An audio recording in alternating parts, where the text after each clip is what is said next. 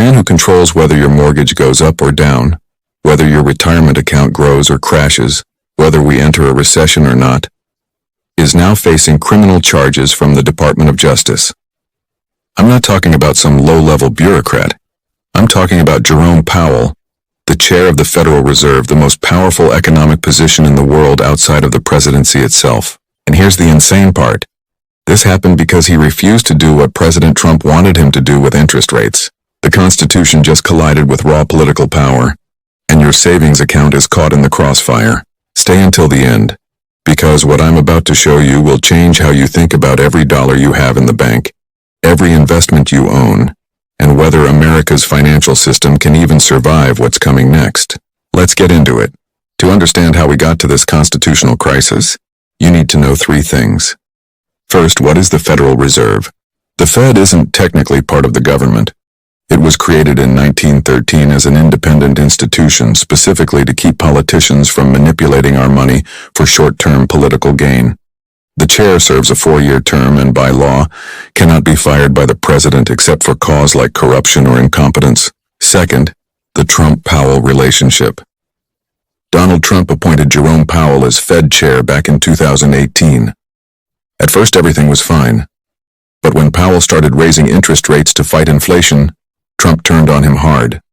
He called Powell an enemy of America, compared him to Chinese President Xi Jinping, and openly demanded he lower rates to boost the economy. Powell refused. He kept rates where the economic data said they should be. Third, the renovation that started it all. In 2020, the Federal Reserve began a massive renovation of its headquarters building in Washington, D.C. The project ballooned from $200 million to nearly $700 million. In congressional testimony, Powell was asked about the costs. And that's where Friday's bombshell hits. On Friday evening, the Department of Justice served the Federal Reserve with grand jury subpoenas threatening to criminally indict Jerome Powell for allegedly giving misleading testimony to Congress about that renovation project. Timeline: Friday, 5 p.m. ET DOJ serves subpoenas to the Fed. Sunday night, Powell releases extraordinary video statement defending Fed independence. Monday morning, markets open in chaos, dollar weakens, stocks tumble. Right now, the financial world is holding its breath. Point 1. What exactly is Powell accused of? According to the DOJ, Powell may have misled Congress about the Federal Reserve's headquarters renovation costs and oversight.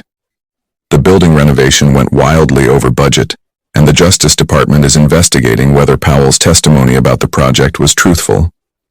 Now here's the thing. Congressional testimony is serious. Lying to Congress is a felony.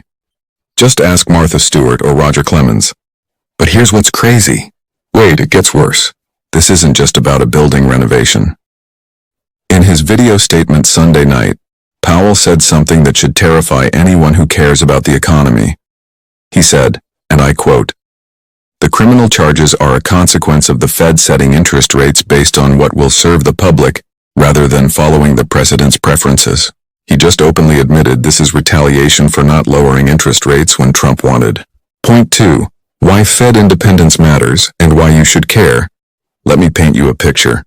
Imagine if every 4 years the new president could call up the Fed chair and say, "Lower interest rates, pump up the economy, make me look good for the election, and if you don't, you're going to prison." That's called political capture of monetary policy. And every country that's done it has ended in disaster. Look at Turkey. President Erdogan fired multiple central bank governors for not lowering rates. Result?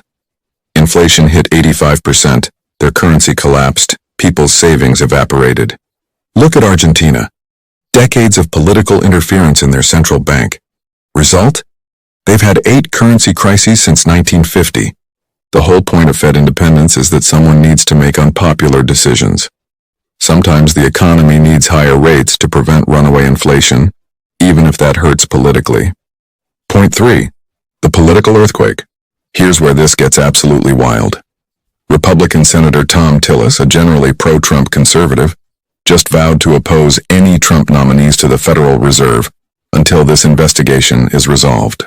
When was the last time you saw a Republican openly defy Trump like that? It's rare. Even some MAGA-aligned voices are uncomfortable. Why? Because if Trump can threaten the Fed chair with prison, What's stopping the next Democratic president from doing the same thing?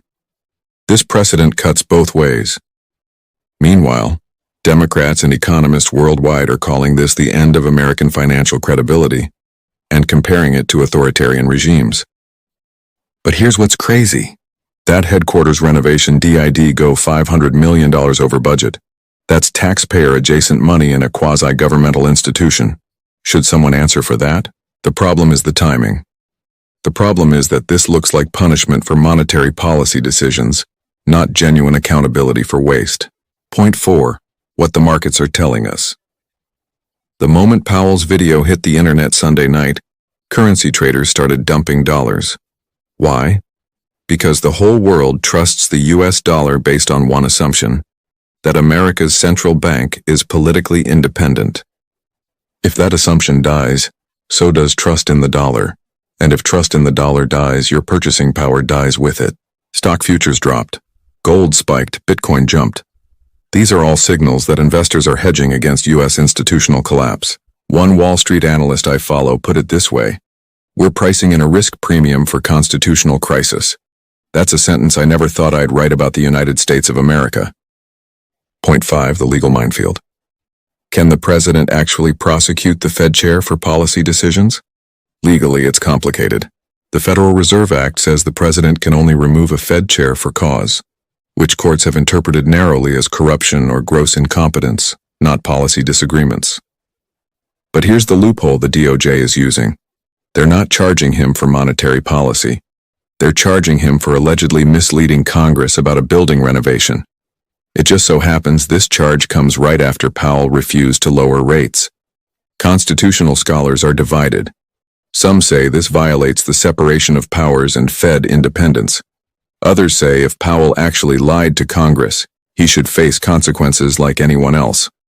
The Supreme Court will probably decide this, and that terrifies economists because markets hate uncertainty.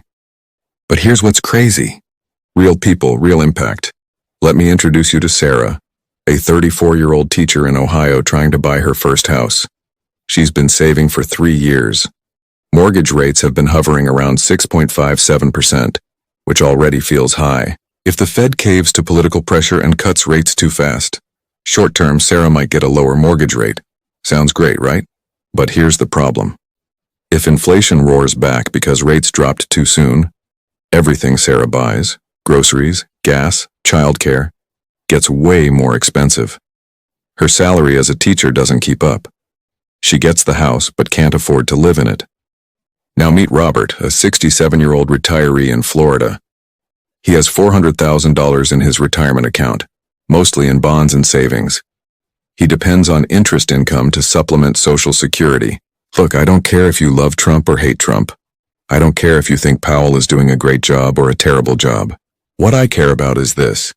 Can we maintain the institutional independence that makes America's financial system the envy of the world? Every dictatorship on earth has politically controlled central banks. Every single one. And they all have unstable currencies, rampant inflation, and impoverished populations. The Fed isn't perfect. That renovation was wasteful. There should be accountability. But the solution isn't criminal prosecution timed perfectly to coincide with a dispute about interest rates. The solution is structural reform, congressional oversight, and transparent governance. If we trade Fed independence for short-term political wins, we will all pay the price in our 401ks, our mortgages, our grocery bills, and our children's economic futures. This is not a drill. This is the most serious threat to American financial stability since the 2008 financial crisis. Now I want to hear from you. Comment below. Are you Team Powell, Fed independence matters, or Team Trump, Powell should be held accountable? And why? Do you think this is a legitimate investigation or political retaliation? Do you trust the Fed to manage the economy? Or do you think they've failed us? Let's have a real conversation in the comments. And if you want to understand what this means for your specific financial situation, watch this next video where I break down exactly how to protect your money during a constitutional crisis. The storm is here. Make sure you're ready.